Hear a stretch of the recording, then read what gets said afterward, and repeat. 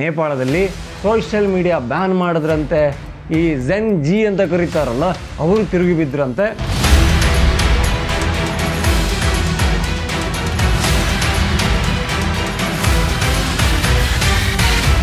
ಇಡೀ ದೇಶವೇ ಅಲ್ಲೋಲ ಕಲ್ಲೋಲ.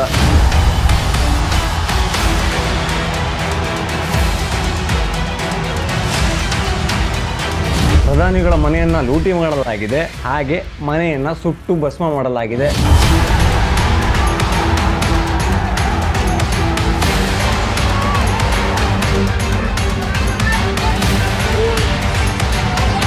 ಅಯ್ಯೋ ದೇವ್ರೆ, ನೇಪಾಳದಲ್ಲಿ ಹಿಂಗಾಗ್ಬಿಟ್ಟಿದೆ, ಭಾರತದಲ್ಲಿ ಆಗ್ಬಿಟ್ರೆ ಏನು ಕತೆ?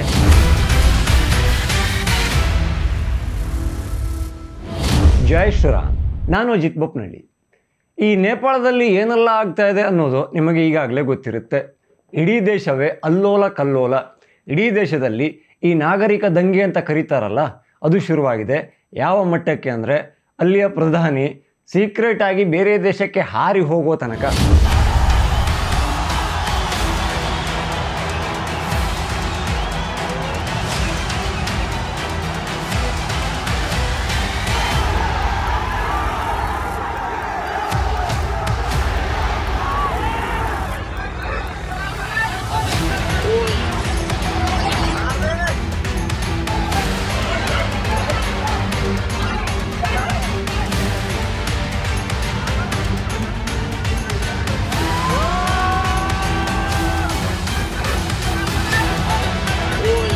ಈ ನೇಪಾಳದ ಚಿಂತೆಯನ್ನು ನೋಡಿದಾಗ ನಮ್ಮ ಭಾರತೀಯರಲ್ಲಿ ಅನೇಕರಿಗೆ ಹೊಸ ಚಿಂತೆ ಶುರುವಾಗಿದೆ. ಅಯ್ಯೋ ದೇವ್ರೆ, ನೇಪಾಳದಲ್ಲಿ ಹಿಂಗಾಗ್ಬಿಟ್ಟಿದೆ, ಭಾರತದಲ್ಲಿ ಆಗ್ಬಿಟ್ರೆ ಏನು ಕತೆ ಅನ್ನೋದೊಂದು. ಆದರೆ ಭಾರತದಲ್ಲಿ ಆಗ್ಬಿಟ್ರೆ ಏನು ಕತೆ ಅನ್ನೋದು ಅವರ ಚಿಂತೆ ಅಲ್ಲ, ಬದಲಾಗಿ ಭಾರತದಲ್ಲಿ ಆಗಬೇಕು ಅನ್ನೋ ಇಂಗಿತ ಅನೇಕ ಜನರದ್ದು. ಹೀಗಾಗಿ ನೇಪಾಳದ ವಿಚಾರಕ್ಕೆ ಭಾರತದ ಬಗ್ಗೆ ಕಾಳಜಿ ಮಾಡ್ತಾ ಇದ್ದಾರಲ್ಲ, ಎಲ್ಲರದ್ದು ಕೂಡ ಅದು ಅಸಲಿ ಕಾಳಜಿ ಅಲ್ಲವೇ ಅಲ್ಲ. ಅದನ್ನು ಟ್ರ್ಯಾಪಿಗೆ ಬೀಳಬೇಡಿ. ಈ ಒಂದು ದೇಶಕ್ಕೆ ಒಂದು ನಾಯಕತ್ವ ಅನ್ನೋದು ಎಷ್ಟು ಮುಖ್ಯವಾಗುತ್ತೆ. ಇದಕ್ಕೆ ನಾವು ನಮ್ಮ ಭಾರತದ ಅಕ್ಕಪಕ್ಕದ ಎಲ್ಲ ದೇಶಗಳನ್ನು ಒಂದು ಸಲ ನೋಡಬೇಕಾಗುತ್ತೆ.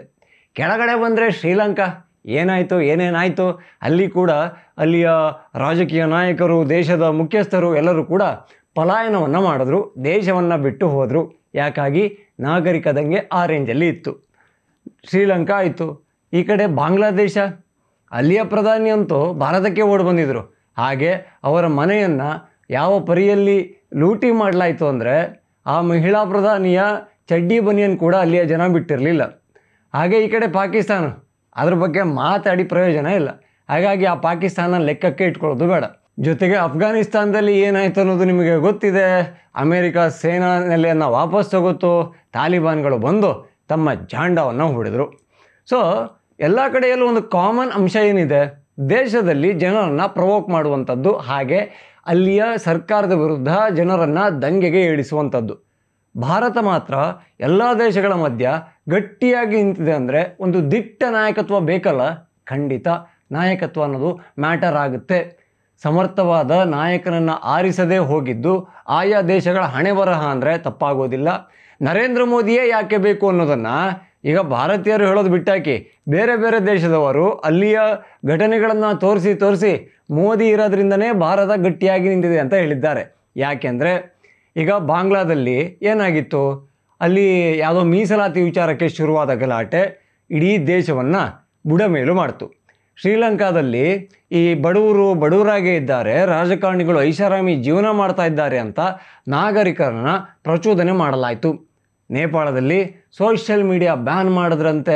ಈ ಝೆನ್ ಜಿ ಅಂತ ಕರೀತಾರಲ್ಲ, ಈ ಜನ್ರೇಷನ್ ಹುಡುಗರು ಅವರು ತಿರುಗಿ ಬಿದ್ರಂತೆ. ಇಡೀ ದೇಶವನ್ನು ಈ ಬುಡ ಸಮೇತ ಕಿತ್ತು ದಬಾಕ್ಬಿಟ್ರಂತೆ. ಹಾಗೆ ನೇಪಾಳದಲ್ಲೂ ಕೂಡ ಪ್ರಧಾನಿಗಳ ಮನೆಯನ್ನು ಲೂಟಿ ಮಾಡಲಾಗಿದೆ, ಹಾಗೆ ಮನೆಯನ್ನು ಸುಟ್ಟು ಭಸ್ಮ ಮಾಡಲಾಗಿದೆ. ಅವರ ಕ್ಯಾಬಿನೆಟಲ್ಲಿದ್ದ ಸಚಿವರನ್ನು, ಕೈಗೆ ಸಿಕ್ಕಿದವ್ರನ್ನ ಹಣ್ಣುಗಾಯಿ ನೀರುಗಾಯಿ ಮಾಡಲಾಗಿದೆ. ಜೊತೆಗೆ ಒಂದಿಷ್ಟು ಹೆಣಗಳನ್ನು ಹಾಕಲಾಗಿದೆ.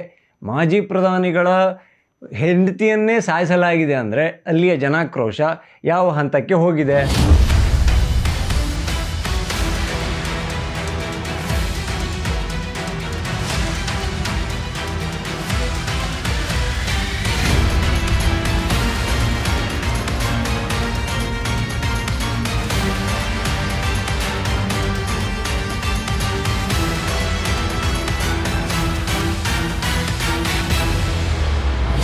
ಇದು ಜಸ್ಟ್ ಸೋಷಿಯಲ್ ಮೀಡಿಯಾ ಬ್ಯಾನ್ ಆಗಿದ್ದಕ್ಕೆ ಆದ ಗಲಾಟೆ ಅಂತ ಅನಿಸುತ್ತಾ?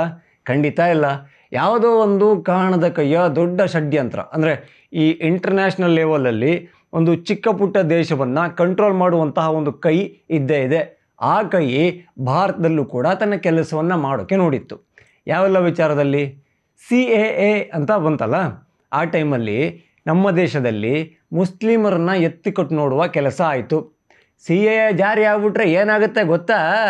ಮೋದಿ ಎಲ್ಲ ಮುಸಲ್ಮಾನರನ್ನ ಭಾರತ ಬಿಟ್ಟು ಹೋಗಕ್ಕೆ ಕೇಳ್ತಾರಂತೆ. CAA ಇಸ್ಲಾಂ ವಿರೋಧಿ ಅಂತೆ. CAA ಬಂದರೆ ಮುಸ್ಲಿಮರಿಗೆ ಇಂತಿಷ್ಟು ಸಮಸ್ಯೆ ಅಂತೆ ಅಂತ ಅಪಪ್ರಚಾರವನ್ನು ಮಾಡಲಾಯಿತು. ಹಾಗಾಗಿಯೇ ವರ್ಷಗಟ್ಟಲೆ CAA ಹೋರಾಟ ನಡೀತು. ಆದರೆ ತಡೆಯೋಕ್ಕಾಗಿಲ್ಲ ಬಿಡಿ, ಯಾಕೆಂದರೆ ಆ ನಿರ್ಧಾರಕ್ಕೆ ಬಂದಿದ್ದು ಮೋದಿ ಆಗಿತ್ತು. ಅದ್ರ ಜೊತೆಗೆ ಈ ಮಣಿಪುರ ಗಲಾಟೆಯನ್ನು ಈ ಮಹಿಳೆಯರ ದೃಷ್ಟಿಯಲ್ಲಿ ಒಂದು ಅಸಮಾಧಾನ ವ್ಯಕ್ತವಾಗೋಕ್ಕೆ, ಅಲ್ಲಿ ಅತ್ಯಾಚಾರ ಆಗ್ತಾ ಇದೆ, ಸೈನಿಕರು ಅತ್ಯಾಚಾರ ಮಾಡ್ತಾ ಇದ್ದಾರೆ, ಮಣಿಪುರದಲ್ಲಿ ಹೇಳೋರಿಲ್ಲ ಕೇಳೋರಿಲ್ಲ ಅಂತ ಮಣಿಪುರ ವಿಚಾರವನ್ನು ಎತ್ತಿಕಟ್ಟಲಾಯಿತು. ಅದು ಸಾಕಷ್ಟು ದಿವಸ ನಡೀತು. ಆದರೆ ಅಲ್ಲಿಗೆ ಕೂಡ ಹಾಕಬೇಕಾದ ಜಾಗದಲ್ಲಿ ದಾರವನ್ನು ಪೋಣಿಸಿದಾಗ ಎಲ್ಲವೂ ಕೂಡ ಸೈಲೆಂಟ್ ಆಯಿತು. ಈಗ ಲಾಸ್ಟ್ ಟೈಮು ಮಣಿಪುರದ ಸುದ್ದಿಯನ್ನು ಯಾವಾಗ ಕೇಳಿದ್ದು ನೀವು? ರಾಹುಲ್ ಗಾಂಧಿ ಅವರು ಯಾವಾಗ ಮಾತಾಡಿದ್ದು? ಈಗ ಅವರ ಭಾಷಣಗಳಲ್ಲಿ ಮಣಿಪುರ ಅನ್ನೋ ಶಬ್ದಕ್ಕೆ ಜಾಗನೇ ಇಲ್ಲ ಪಾಪ. ಅದರ ಜೊತೆಗೆ ರೈತ ಹೋರಾಟ ಅಂತ ಆಯ್ತಲ್ಲ, ಅಲ್ಲಿ ಅಸಲಿ ರೈತರಿಗಿಂತ ನಕಲಿ ರೈತರು, ದಲ್ಲಾಳಿಗಳು ಜಾಸ್ತಿ ಇದ್ದರು. ಅದೊಂದು ಸುದೀರ್ಘ ಹೋರಾಟ ಅಂತ ಕರಿಬೋದು ಮೋದಿ ಸರ್ಕಾರದ ವಿರುದ್ಧ. ರೈತ ಅನ್ನೋ ಶಬ್ದ ಎಲ್ಲ ಕಡೆಯೂ ಕನೆಕ್ಟ್ ಆಗುತ್ತೆ. ರೈತ ಇಲ್ಲದೆ ದೇಶ ಇಲ್ಲ, ಅದು ವಾಸ್ತವ.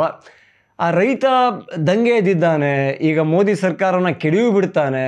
ಈ ಥರದ್ದು ಬಂದಾಗ ದೇಶದ ಎಲ್ಲ ಮೂಲೆ ಮೂಲೆಯಿಂದ ರೈತರು ಒಗ್ಗಟ್ಟಾಗ್ತಾರೆ ಅನ್ನೋ ಒಂದು ನಿರೀಕ್ಷೆ ಇತ್ತು. ಆದರೆ ಅದೊಂದು ಹೋರಾಟ ಒಂದು 2-3-4 ರಾಜ್ಯಗಳ ರೈತರಿಗೆ ಸೀಮಿತ ಆಗಿಬಿಡ್ತು. ಕರ್ನಾಟಕವೂ ಸೇರಿ ಅನೇಕ ಜಿಲ್ಲೆಗಳ ರೈತರು, ಅಸಲಿ ರೈತರು ಹೊಲದಲ್ಲಿ ಕೆಲಸ ಮಾಡ್ತಾಯಿದ್ರು. ಅಲ್ಲಿ ಭಾಗಿಯಾಗಿದ್ದ ಅನೇಕ ನಕಲಿ ರೈತರು ಹೋರಾಟ ಮಾಡ್ತಾಯಿದ್ರು. ಅದು ಕೂಡ ಮೋದಿಯವರಿಗೆ ಯಾವ ಸಮಸ್ಯೆಯನ್ನು ತಂದುಕೊಡಲಿಲ್ಲ. ಮೋದಿಯವರು ಅವರ ಕಡೆಯಿಂದ ಆಹ್ವಾನ ಬಂದರೂ ಕೂಡ ಚರ್ಚೆಗೆ ಬನ್ನಿ, ಈ ಕಾಯ್ದೆಯಲ್ಲಿ ಏನು ಸಮಸ್ಯೆ ಇದೆ ಅನ್ನೋದನ್ನು ಹೇಳಿ ಅಂದರೂ ಕೂಡ ಯಾವುದೇ ಆ ಹೋರಾಟದ ಮುಂದಾಳತ್ವ ವಹಿಸಿದ್ದ ಸಂಘಟನೆಗಳು ಮುಂದೆ ಬಂದಿರಲಿಲ್ಲ. ಅವರಿಗೆ ಬೇಕಾಗಿದ್ದು ಅಲ್ಲಿ ಸಮಸ್ಯೆಗೆ ಪರಿಹಾರ ಅಲ್ಲ, ದೇಶದಲ್ಲಿ ಒಂದು ಅಲ್ಲೋಲ ಕಲ್ಲೋಲ ಮಾಡೋಣ, ಜನರನ್ನು ಈ ಸರ್ಕಾರದ ವಿರುದ್ಧ ದಂಗೆ ಮಾಡೋಣ ಅಂತ. ಆಗಲೇ ಹೇಳ್ದಂಗೆ ನಮ್ಮ ಭಾರತದಲ್ಲೇ ಇರುವ ಅನೇಕರಿಗೆ ಭಾರತದ ಪ್ರಧಾನಮಂತ್ರಿಯಾಗಿರುವ ನರೇಂದ್ರ ಮೋದಿ ಅವರ ಮನೆ ಕೂಡ ಬಾಂಗ್ಲಾದಲ್ಲಿ ಆದಂತೆ, ನೇಪಾಳದಲ್ಲಿ ಆದಂತೆ, ಶ್ರೀಲಂಕಾದಲ್ಲಿ ಆದಂತೆ ಆಗಬೇಕು ಅನ್ನೋ ಆಸೆ ಇದೆ, ಖಂಡಿತ ಇದೆ. ಅವರು ಭಾರತದವರೇ, ಆದರೆ ಭಾರತದ ಬಗ್ಗೆ ಒಲವಿಲ್ಲ. ಜಸ್ಟ್ ಲೈಕ್ ರಾಹುಲ್ ಗಾಂಧಿ ಥರ. ಅವರಂತೂ ಒಂದು ಸಲ ಓಪನ್ ಆಗಿ ಹೇಳಿದರು, ನಾವು BJP RSS ಜೊತೆಗೆ ಮಾತ್ರ ಹೋರಾಡ್ತಾ ಇಲ್ಲ, ಇಂಡಿಯನ್ ಸ್ಟೇಟ್ ಜೊತೆಗೆ ಕೂಡ ಹೋರಾಡ್ತಾ ಇದ್ದೀವಿ ಅಂತ. ನಾನು ದೇಶದ ವಿರುದ್ಧ ಅಂತ ಮಾತಾಡಿದರು. ಆ ಪುಣ್ಯಾತ್ಮನನ್ನು ಪ್ರಧಾನಿ ಆಗೋಕ್ಕೆ ಅನೇಕರು ಕಾಯ್ತಾ ಇದ್ದಾರಲ್ಲ. ಈ ರಾಹುಲ್ ಗಾಂಧಿ ಅವರಿಗಂತೂ ದೇಶ ಪ್ರೇಮ ಇಲ್ಲ. ಅವರಮ್ಮ ಚಿಕ್ಕ ವಯಸ್ಸಲ್ಲಿ ಕಿವಿ ಹಿಂಡಿ ಕಲಿಸಲೇ ಇಲ್ಲ. ಆದರೆ ಅವ್ರನ್ನ ಬೆಂಬಲಿಸೋರಿಗೆ ಒಂದು ಚೂರು ಆತ್ಮಸಾಕ್ಷಿ ಅಂತ ಏನಾದರೂ ಬೇಕಲ್ಲ. ದೇಶ ಪ್ರೇಮ ಇದೆಯೋ ಇಲ್ವೋ, ದೇಶವನ್ನು ಪ್ರೀತಿಸ್ತಿರೋ ಬಿಡ್ತಿರೋ, ಆದರೆ ದೇಶವನ್ನು ದ್ವೇಷ ಮಾಡಿಕೊಂಡು ಅದೇ ದೇಶದಲ್ಲಿ ಬದುಕ್ತೀರಾ, ಇದಕ್ಕಷ್ಟಾಗುತ್ತೆ. ಸೇಮು ಅಲ್ಲಿ ಭದ್ರಾವತಿಯಲ್ಲಿ ಪಾಕಿಸ್ತಾನ್ ಜಿಂದಾಬಾದ್ ಅಂತ ಬದುಕ್ತಾ ಇದ್ದಾರಲ್ಲ, ಅವರಿಗೆ ಭಾರತ ಕೊಡೋ ರೇಷನ್ ಬೇಕಂತೆ, ಪ್ರೀತಿ ಮಾತ್ರ ಪಾಕಿಸ್ತಾನಕ್ಕಂತೆ. ಆ ಥರದ ಮನಸ್ಥಿತಿಗಳು ಭಾರತದಲ್ಲಿ ಸಾಕಷ್ಟಿವೆ. ಅವರು ಕೂಡ ಇನ್ನೊಂದು ಶ್ರೀಲಂಕಾ ಥರ, ಇನ್ನೊಂದು ನೇಪಾಳದ ಥರ, ಇನ್ನೊಂದು ಬಾಂಗ್ಲಾದೇಶ ಥರ ಭಾರತವೂ ಆಗಲಿ ಅಂತ ಕಾಯ್ತಾ ಇದೆ. ಆದರೆ ಇಲ್ಲಿ ನರೇಂದ್ರ ಮೋದಿ ಅಂತ ಭಾರತೀಯ ಸುತ ಇರೋದಕ್ಕೆ, ಭಾರತೀಯ ಸುತ ಇರೋ ತನಕ ಭಾರತವನ್ನು ಯಾವ ಶಕ್ತಿಗಳು ಕೂಡ ಏನೂ ಮಾಡೋಕ್ಕಾಗಲ್ಲ ಅನ್ನೋದು ಒಂದು ನನ್ನ ಅಚಲವಾದ ನಂಬಿಕೆ. ಜೈ ಶ್ರೀರಾಮ್.